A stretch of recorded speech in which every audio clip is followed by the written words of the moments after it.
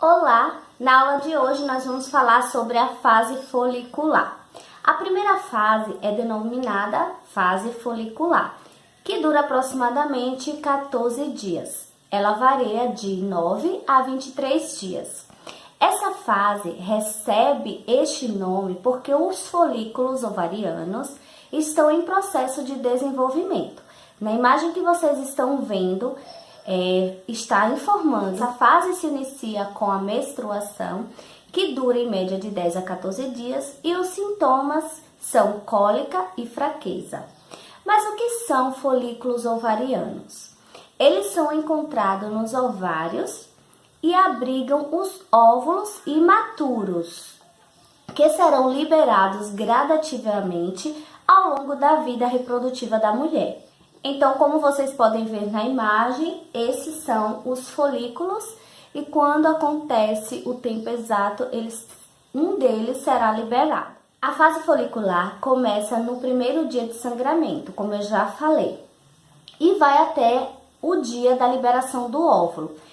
A fase da ovulação, né? Quando é liberado o óvulo, essa fase passa a ser chamada de fase da ovulação. A menstruação é o período de sangramento, ela dura em média 5 dias, mas pode oscilar entre 3 e 7 dias. Então, como vocês podem ver nessa imagem, o FSH está envolvido no processo de fase folicular e fase da liberação do óvulo também. Nos primeiros dias da fase folicular, ocorre grande produção do hormônio FSH, ou seja, folículo estimulante, responsável por estimular os ovários a produzirem óvulos maduros. Com o amadurecimento dos folículos, também há alta produção do hormônio chamado estrogênio, resultando na formação dos vasos e também no espessamento do endométrio, ou seja, torna-se o endométrio mais grosso. O endométrio é o tecido que reveste toda a parede interna do útero, condições que tornam o útero preparado para receber o óvulo fecundado e assim iniciar a gravidez. A espessura do endométrio em fase secretora, ou seja, a fase para receber o óvulo, ele está pronto para a gravidez com 10 a 16 milímetros de espessura. Então, precisa que esteja bem grossinho para que receba o óvulo e ele seja nutrido para que possa o óvulo e a gravidez evoluir de forma satisfatória.